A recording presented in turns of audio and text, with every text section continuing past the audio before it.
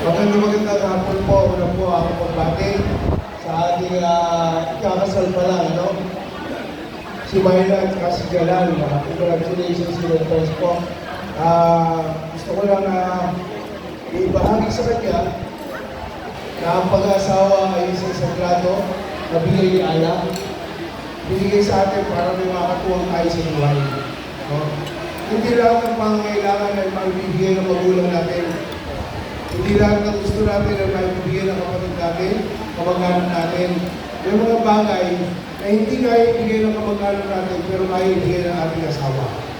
Kaya nga, ang Panginoon nagbigay sa lalaki ng isang babae na makakatuwang niya habang buhay.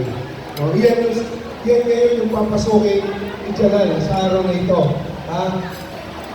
Pero dapat po lagi natin isipin na ang babae ay sagrado, hindi sinasaktan tapos pinamahal ko.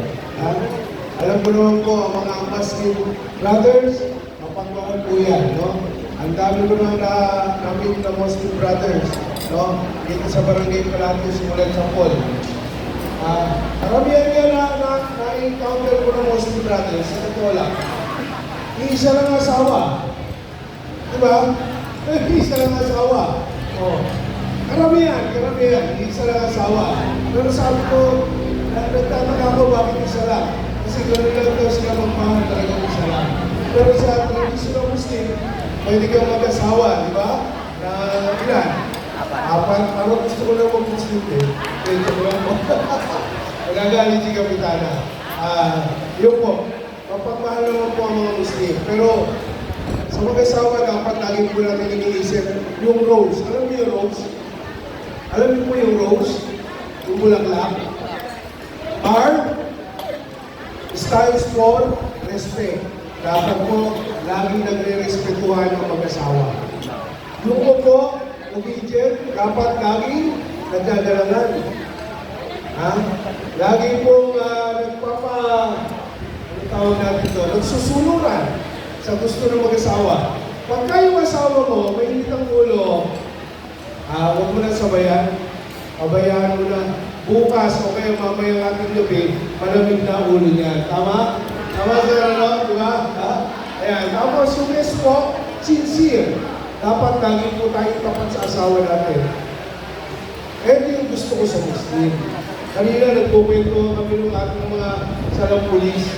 Sincere talaga ang mga lalaking Muslim. Bakit?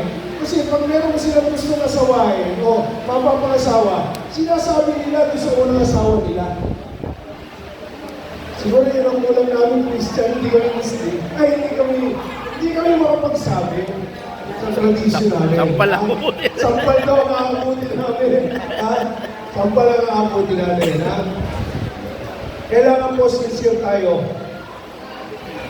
Masama o mabuti, dapat sinasabi natin sa ating asawa.